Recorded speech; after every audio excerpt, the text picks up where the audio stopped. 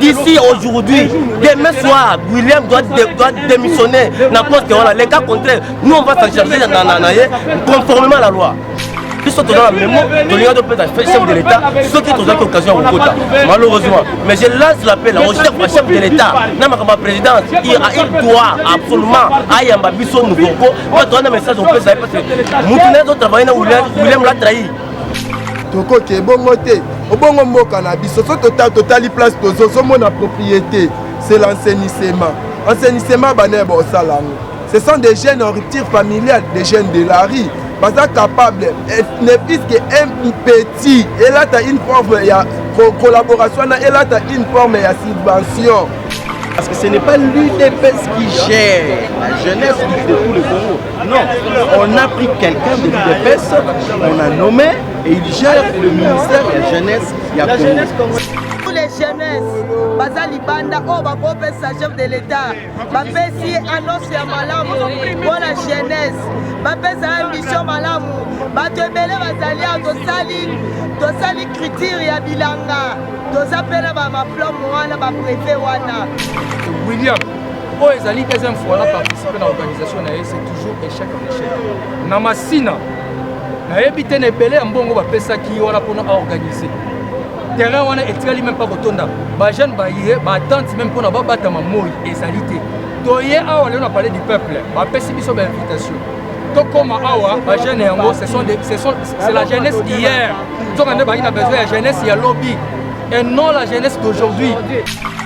Bandeko balandi ya magazine ezwi meli kwa mbote na bino na zesi sengo ya kokuta na bino mokolo mwa lelo leo tosali le 30 novembre toza na fin du mois lobi tozokota na mois ya décembre toza na bino awa na kasa palais du peuple bino mo bozali komona ngoma monene ya palais du peuple mona sima na biso lelo zali journée moko historique oyo tata mokonzi ya République démocratique du Congo abengisi jeunesse congolaise koya aya koya échanger na bango ayoka bango pe bayoka ye eloko nini abongisi pona jeunesse congolaise na mandat na yo ezali koya parce que mandat oyo tokomokoma presque na suka eloko nini abongisi pona jeunesse na yango na tozali awa avant tata mokonzi akota na kati ya palais du peuple tokutani na ba jeune tozo s'approcher pa ba jeune bazali na kati ya palais du peuple o ba ko répondre massivement na invitation ya chef de l'État.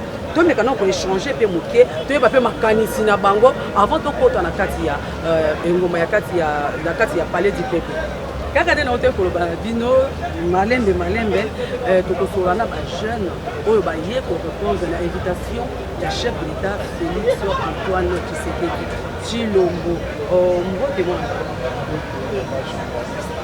Toko yeba kombo na Cédric Sapiyamba, président de la structure AJRC, Association pour l'encadrement des jeunes et enfants de la République. Voilà. Nangamui papa mbote tokoye bakombo na yo kombo na yo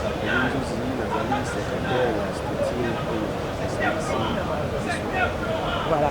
Bozali ba jeune boye ko répondre vraiment à l'invitation au chef de l'État à lancer qui n'a pas congolais. Est-ce que vous pouvez faire ça? Il y a un ici, un obo kolobela, tata mokonzi ya mboka, et là on y est dérangé bino ko bayi mboka pe ba pona kati on appelle mo boulou hein pour toi ko s'approcher na bino mais to profiter du banda pour nous na bino et là on est ici au merci mingi na mokuno tuninga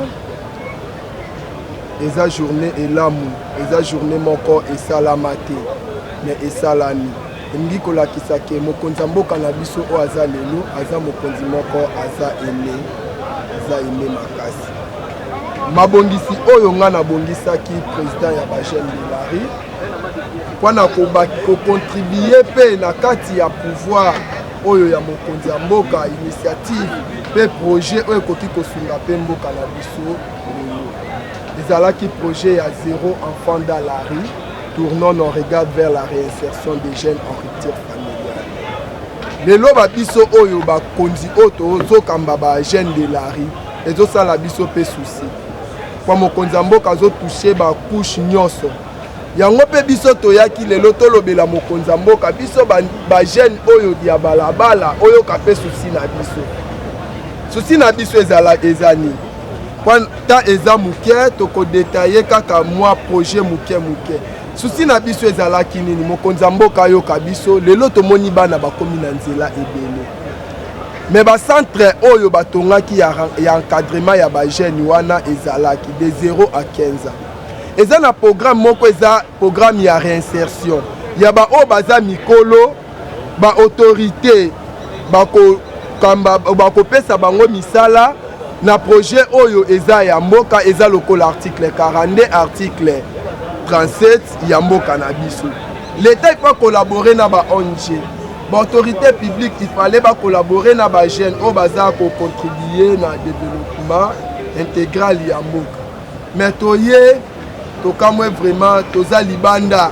C'est-à-dire que l'État a collaboré na ba ONG a collaboré na ba ONG na programme ya collaboration ya ba ONG lelo tenga tomona salité te na nzela ba ONG wana baza na ba membre oyo ke lelo bazosala misala te eza te ke musala tokende kaka biso nyonso na bureau oui tokoki ebongo te obongo mboka na biso so totali place tozomona propriété c'est l'enseignement banebe osalango ce sont des jeunes en rupture familiale des jeunes de la rue baza capable ne puisque un petit elata une forme ya collaboration na elata une forme ya subvention qui est rendre ba jeune wana responsable azwa ta moyen afutaka ndaku asalisa l'état pe collaboration na ekosalisa l'état na service ya renseignement ya ba jeune o baza na nzela boni lelo ba jeune baotondaka na nzela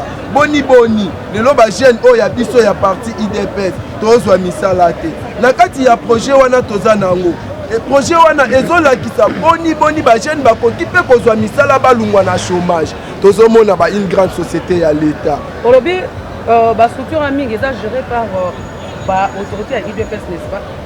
Non, eza géré par les autorités ya IDPS mais na kati ya ba structure wana bango pe bazali mais bozali parti IDPS ya parti au pouvoir. Comment est-ce que ezo ko arriver compagnie la situation wana te pour la solution moko pona ko décanter situation ya les enfants de la rue? esalinga pasi mutuna wana vraiment na mboka na biso bangi ba influent mais or que bat mutu oyo aza akoki kobimisa mboka pe na point de sortie moko boye ya danger oyo eza po na jeunesse bazali bazotraite biso ka toujours des voyous mais or que na kati ya bavoyou wana eza na batu oyo baza na mayele na kati ya bavoyou wana eza na batu oyo baza baprésident ya bastructure ya baasbel na kati ya bavoyou wana yango tozosenga na mokonzi ya mboka afungolela yango vraiment misu abenga bastructure oyo elobi na constitution na article 37 abenga bastructure aluka moyen nini asola na bastructure oyo ekobimisa ezwi mais libre bino mo bozali kolanda moto asali bino ba article 37 eza na kati ya constitution est-ce que moto abako benga un voyou donc bino mo mpesa déjà réponse apesi na moi mboko baki kombo papa appelé par rapport il y a lisolo to tokolola na mwana mboka ya subvention ya ba ONG oyo ezo encadrer ba enfants de la rue yo ko bakisa nakobakisa vraiment ya mingi te parce que président lobi déjà moi mingi mais nalingaki na profiter na occasion oyo ya kotanga memo topreparaki mpona représenter chef de l'état donc nayebi te soki autorisé association pour l'encadrement des jeunes et enfants de la rue du Congo. Mémorandum adressé au chef de l'état congolais à l'occasion de la rencontre avec le jeune de la RDC. Son Excellence, Monsieur le Président de la République, chef de l'État, Félix Antoine Tshisekedi Tshilombo. Nous, les jeunes en rupture familiale, autrement dit, le jeune de la rue, nous profitons de cette occasion pour vous remercier de cette initiative que vous avez prise de nous rencontrer, nous, la jeunesse congolaise. En effet, nous profitons de cette occasion pour s'exprimer devant vous et de vous présenter nos doléances de notre programme appelé Zéro enfant d'Allah. Nous avons un projet de réinsertion de jeunes et enfants en rupture familiale. Son Excellence, Monsieur le Président de la République, chef de l'État, nous voulons vous demander le rétablissement du centre d'encadrement de jeunes et mineurs pour notre éducation et formation. Cela fera de nous des responsables et vivre comme toute autre personne qui a envie de préparer son avenir, dit l'article 42 et 37 de la Constitution de notre pays. Nous jeunes, nous tenons de vous remercier pour votre attention, Monsieur le Président de la République. Je vous remercie. Voilà. Binomo Bouti Kolanda, moi, Mboka Nfousi. Oui, ça a été parmi les Moko Bankazaka, les enfants de la République. Est-ce que Bato Bazo prépare un mémo Yaboye? Bako bien avant Bavoyu, donc Baza Bavoyu. Bana besoin que l'État boosté Bango Moua Moukié, pour réaliser où ils allaient projet de société au Bango Basalaki. Dans ce qu'on a parlé du peuple, Bato Basalé belé, Bavoua Pézali belé, Oye Koganga, Oye Koloba, mais entre autres.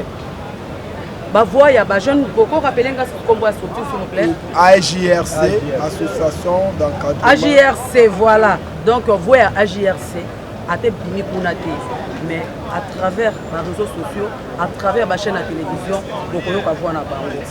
Merci Balamboka. Tous continuer à Jésus mais libre, tous soukade, tous continuer à Baimboka Misusu, ba jeune congolais au Bazali à la casa Paris du Ba me capter pour pesa moi point de vue na bango par rapport à la rencontre au chef de l'État à Bengisi Bango Awa pour na solo là, hein, la jeunesse congolaise. Voilà. Et puis, mes livres, quand il y a des continuer dans la série, il y a des questions de la jeunesse congolaise, on est ici sur place dans le cadre de la palais du peuple. Vous voyez beaucoup de il y a des jeunes congolais, ils sont là, ils sont là, ils sont là.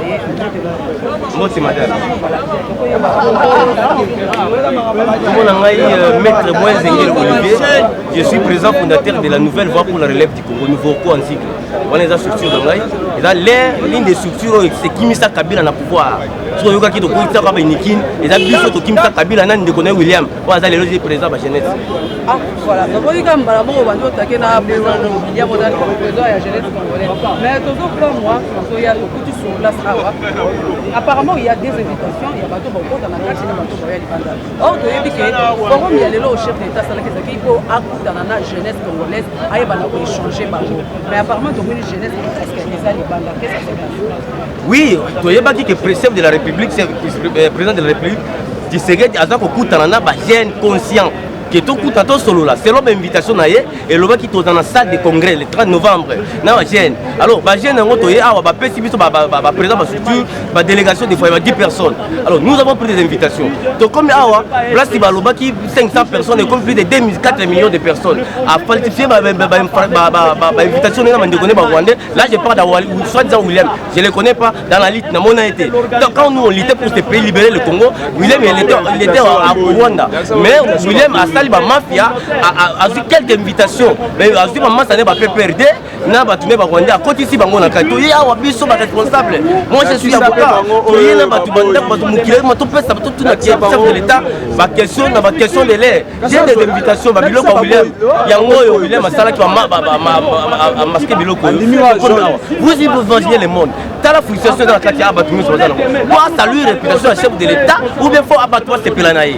Voilà pourquoi je dis je lance l'appel au chef de l'État que ce type-là, il est dangereux. Tu désavouer d'ici aujourd'hui, demain soir, William doit démissionner. N'importe quoi. Les cas contraires, nous on va s'en charger conformément à la loi. C'est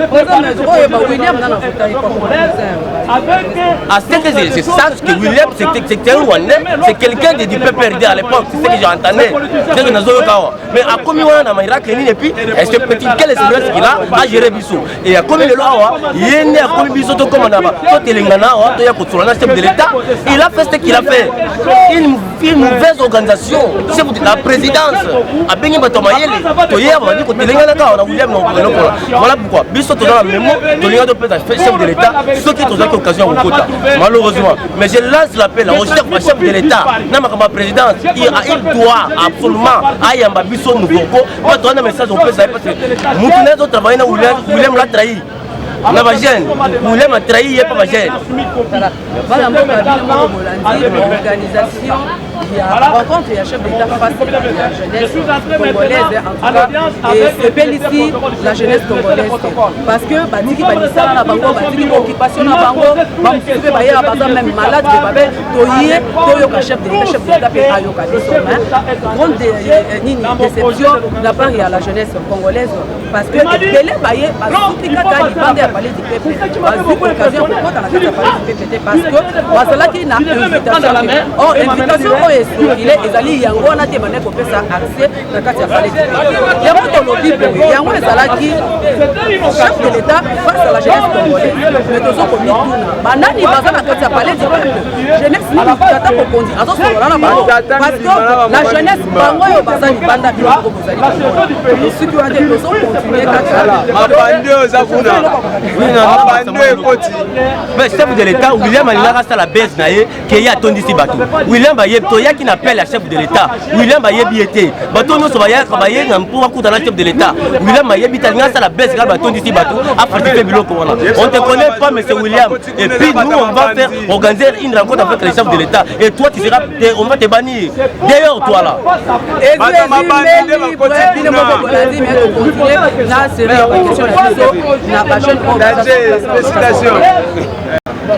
Voilà, la série continue.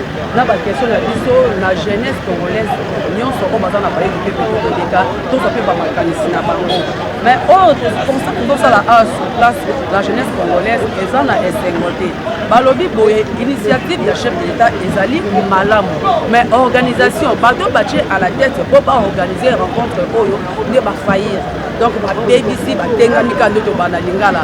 Mais tout ça, il peut permettre à jeune, nous comme ça, la carte ah, mais quand on partage la biso, ma canisnae, et ça, beauté, maman, c'était Toko Yebayo, non, Yebayo, Zanani, comme structure, comme on a fait comme structure.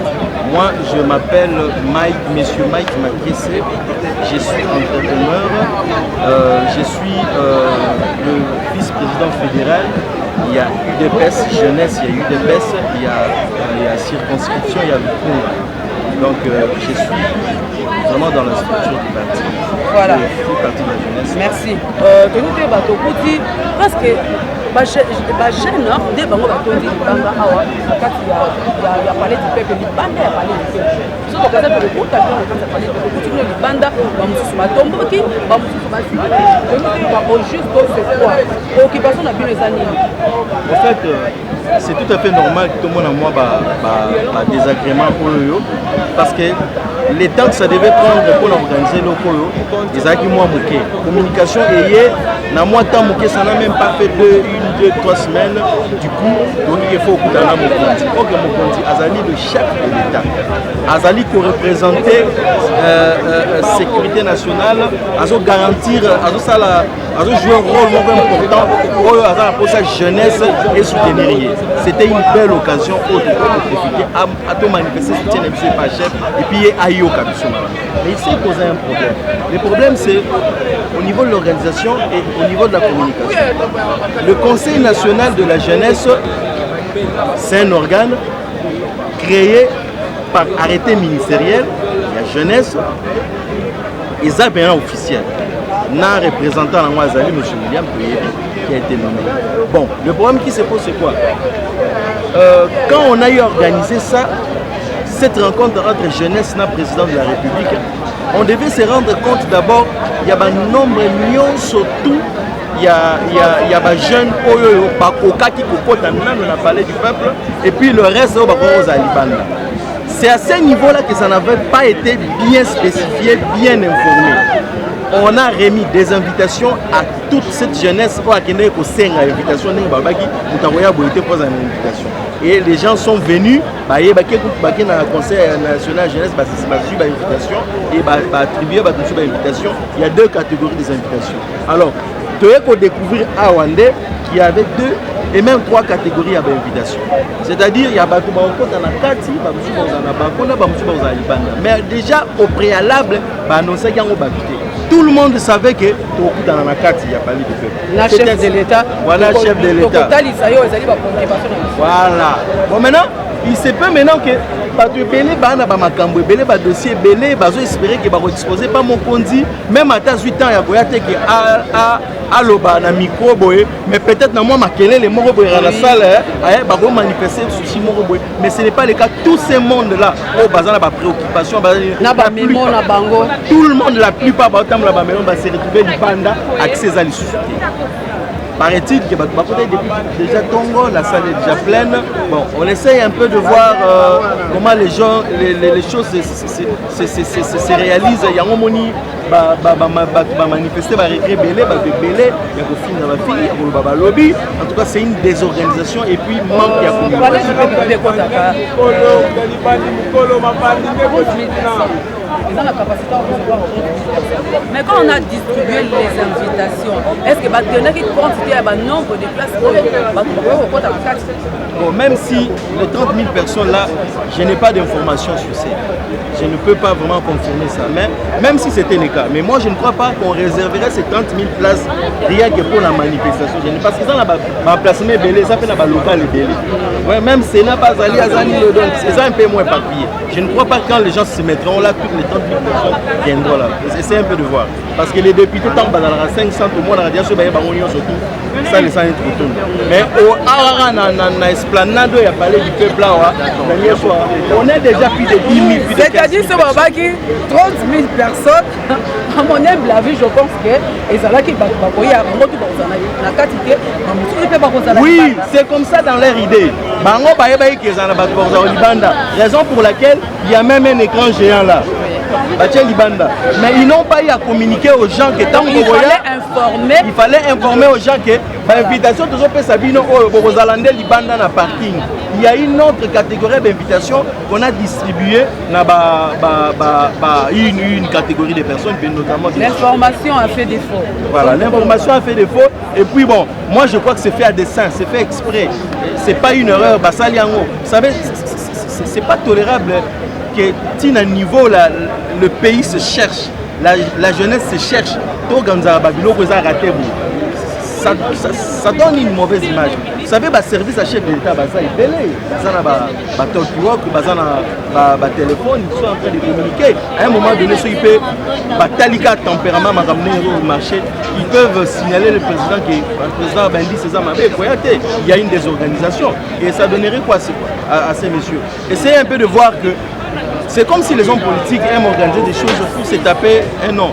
Quitter une notoriété à une autre. On m'attarde de plus en plus. Et c'est servant de personnes, de paisibles citoyens. Quand vous parlez de l'organisation et la personne qui a organisé, entre autres, il y a monsieur William.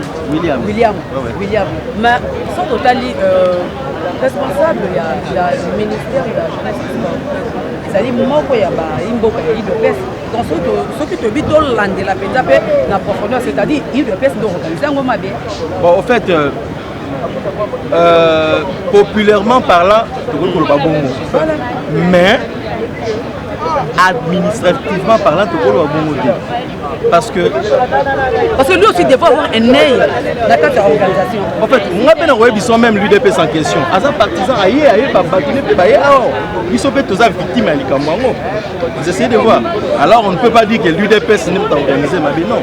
Parce que ce n'est pas l'UDPS qui gère la jeunesse de tout le Congo. Non, on a pris quelqu'un de l'UDPS, on a nommé et il gère le ministère de la jeunesse. Ça n'a rien à voir avec le parti. Vous essayez de voir. Parce que ce sont des fonctions tout à fait politiques. Mais dans Katikuna, il y a des fonctions administratives. C'est des fonctions politiques. Ouais. Donc ça n'a rien à voir. Vous voyez, un ministre, il joue son rôle, il fait ce qu'il fait. Il fait ce qu'il fait. Bon. De toutes les façons, moi je crois bien que ça n'engage pas les partis. On ne dira pas que l'UDPS est organisé. Non, parce qu'il y a beaucoup de partis. Et bien j'aimerais préciser encore une chose, c'est que le Conseil national de la jeunesse, ils ont affaire à la partie politique. D'abord, ils ont affaire, il y a un mouvement associatif, il y a une association, certaines ONG, certains regroupements. Mais sur place, papa, sur place, désavoué, président de la jeunesse congolaise. nayebi te soki okoza de même afrique yeba okopesa là vous serez d'accord avec moi que motu nyonso banomaka ayebani na motu nyonso lelo soki yo banome yo il y aura des gens bakoyebisa boke so toyebi bamosusu bato yebi etesaka nango kande donc quand le chef nomme faites confiance à celui que le chef nomme normalement c'est ça. Voilà là où ça nous a amené cette confiance. Bandiko nanga Jésus mais libre. Jésus bilo que ça grave ça kolinda on a parlé du peuple.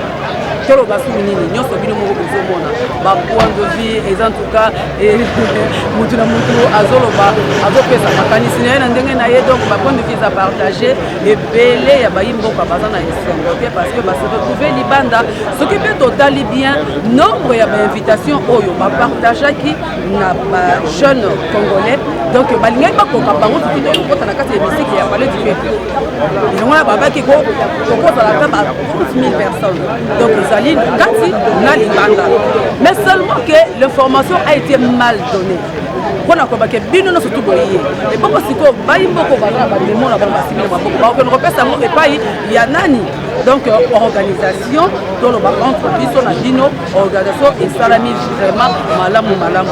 Nous allons voir pour soutenir et puis les alliés et l'autre mbala ya liboso et l'autre boisa les marins na mboka la biso République démocratique du Congo que tata mokodia initiative ya kosangisa ma jeune nyonso ya Congo pour asolola na ba et l'autre chose à bandele ça rappelle la supervision liboso peut-être comme ezalaki organisation ya liboso ya chef d'état face à la jeunesse congolaise bala oyo eboya ya mibale kokoluka bakoluka ba organisateur bakoluka ba mekana ko bongisa na oyo esimbaki te na tour mais aussi c'était biso no kozali na nous continuer na ba série ya interview biso na bana mboka bao bangepe na kosa kopesa ba point na ba na moko nazali mama ya force du progrès na ye awa pour la soutien chef de l'état pour la jeunesse voilà Kamalondo toujours ngai naza Kamalondo te nga aza état major Kingabwa président élève Bachar voilà oti kolanda mama na moko ya mais la jeunesse congolaise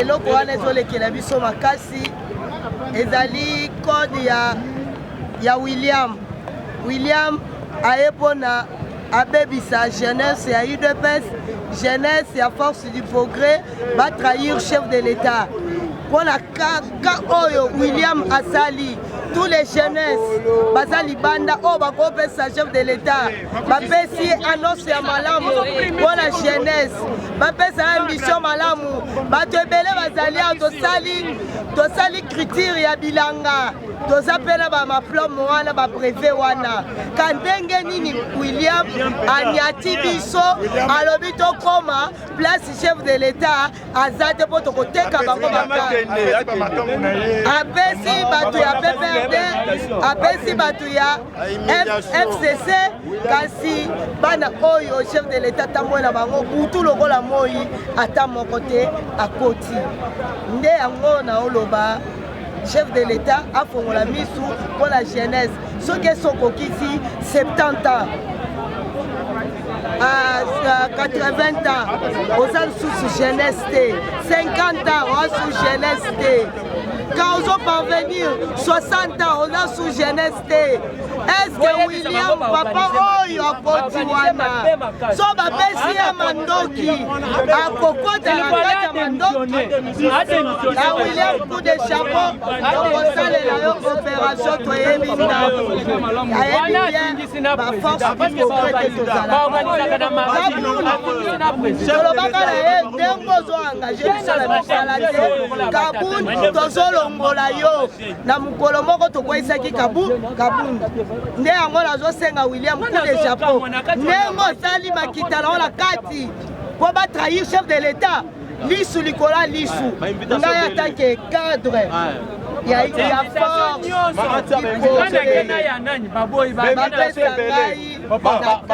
basakani na milimo na biso ya congolais totiki bandako na biso totiki misala na biso toye tozola chef de l'état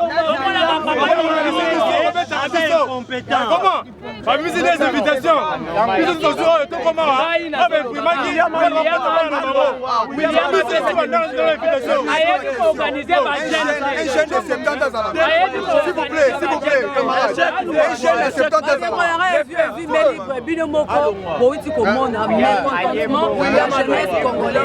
Jeunesse congolaise au lobby. William Karabi Sakanayo. Zinote, banga opération Bayebi. Donc chaque état qui a besoin de jeunesse congolaise. Est-ce que vous avez un message? C'est très compliqué. Chef de l'État face à la jeunesse congolaise ou face au député.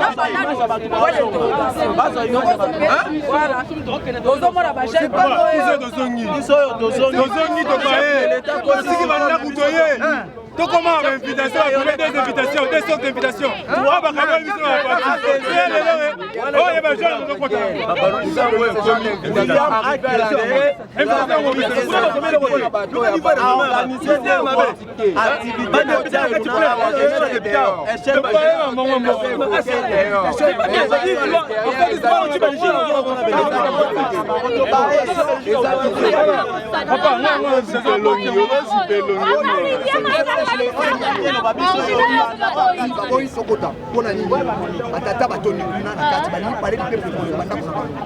notre premier Zali, le réseau journée la mission que tu tires Tata Tosomo, le résident de la République, là nous avons pas chef. On va pour nous Tata. Salachou de député, Salachou nous sous pour la chaîne.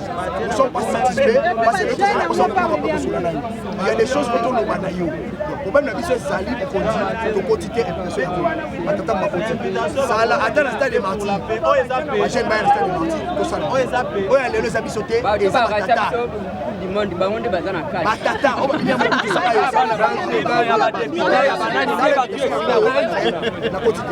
En plus, s'il vous plaît, ça la jeunesse congolaise. Bango nyonso baina posa ya commettre ba point de vue na bango. Pour journée lelo ezali journée ya bato 50 ans té. Ezali journée ya jeunesse. Ezapé journée ya ba député té. Ba bengisaki ba député té, ba bengisaki la jeunesse congolaise. Oh tomoni kuna na kati. Ba sénateur, ba député, bato oyo bazali na plus de 50 ans. Or, la journée d'aujourd'hui, elle a été dédiée à la jeunesse congolaise. Alors, on est étonné, il y a pour ça la constat Oyo, jeunesse bango baza libanda, jeunesse bazo zonga bandaku, na ba mémoire na bango bayaki yango, na ba question na bango bayaki nango pona kuna tata ko bazongi nango na bandaku. Alors, on se pose la question de savoir, mukolo nini chef de l'État akoyambaka la jeunesse congolaise. Alors la jeunesse congolaise de lobby lelo ezalaki mpona bango te. Alors chef de l'État a préparé tout jour mosusu oyo ayamba la jeunesse congolaise. Jeune nyonso azolinga apesa point de vue na ye par rapport ya désordre oyo esalami na kati awa. Nayebi te bandeko soki mpo oza na mwa oko se présenter epi so kombo na yo epi outi na structure nini. Bonjour, moi c'est Merveille, je suis réalisateur. Oui, à la case du chef de l'État de l'État. Mais le que je commence à la presse, la boy presse écoute. Na leader tout le ministre des médias, Patrick Mouya, rôle les animes pour la presse. Oh, pas à la journaliste, quoi dit ça. Rôle les animes, la presse Patrick Mouya, journaliste va boy à côté. Ma petit journaliste m'a dit moi je me garde les choses. Ma journaliste va côté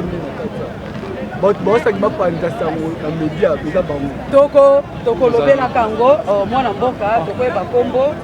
Oui, comme on a dit, M. Konifo, nous allons président il y a Asbel Babengi Mougaf. En tout cas, nous allons président à passer dans le thème. On va appel Oyo. Il faut remanier la jeunesse. Considérer qu'appel Oyo. Nandenge Makambo, vous allez organiser sur place, c'est une grande déception.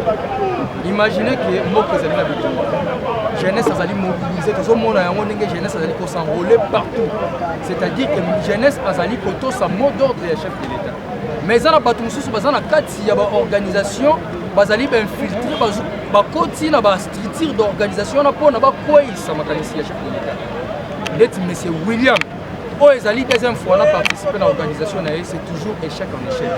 Na masina nayebi te na ebele ya mbongo bapesaki wana mpona aorganiser terrain wana etikali même pas kotonda bajeune baye baatante même mpona babatama moi ezali te toye awa lelo na parler du peuple bapesi biso bainvitation tokoma awa bajeune yango c'est la jeunesse hier nzokande bangi na besoin ya jeunesse ya lobby et non la jeunesse d'aujourd'hui parce que tomoni voilà tokomi na suka ya magazine na biso ezui mais libre bino moko bouti kolanda bayimboka nde bapesi ba point de vue na bango président de la République azaki na posé la jeunesse d'aujourd'hui pas la jeunesse d'antan bato basepeli te kopesa mutu invitation c'est-à-dire au considérer mutu wana soki opesi mutu invitation okopesa ye kiti place nini avanda invitation sans chaise ezali invitation te comment bokobenga ba responsable bebe bobaye batelema na se ya moi sans kiti ya kovanda bazaka ya kotema bazo yenga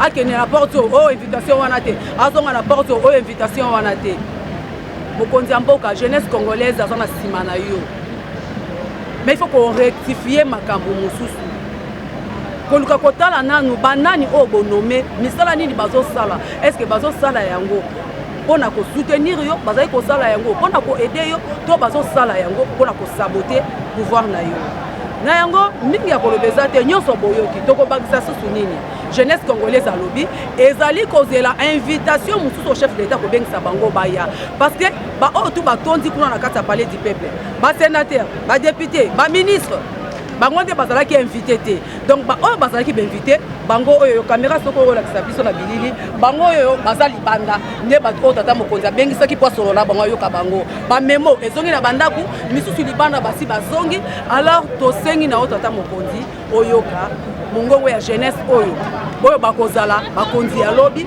oyo bakokamba mboka Congo lobi oyoka bango oluka mokolo mosusu yo bengisa jeunesse congolaise baya pour solana bango parce que ba o baza na kati kuna ce n'est pas la jeunesse congolaise. À bon entendeur. Salut.